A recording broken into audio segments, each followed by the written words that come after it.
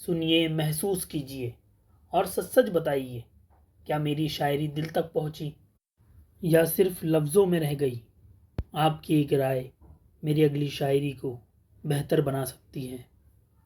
उस शख्स से ताल्लुक़ निभाने के वास्ते हम हंस पड़े थे, दर्द छुपाने के वास्ते।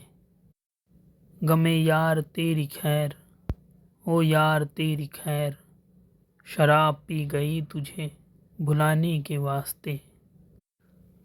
जाना है जनाब छोड़कर जाइए हमें, कौन रोकता है आपको जाने के वास्ते।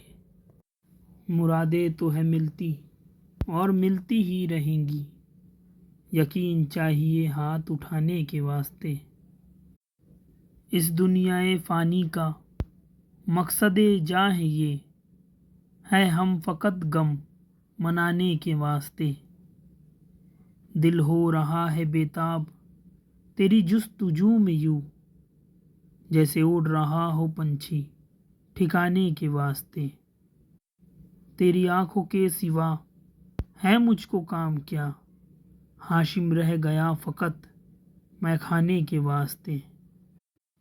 उस शख्स से ताल्लुक़ निभाने के वास्ते हम हंस पड़े थे, दर्द छुपाने के वास्ते। अगर दिल तक पहुंची हो तो कमेंट ज़रूर करना।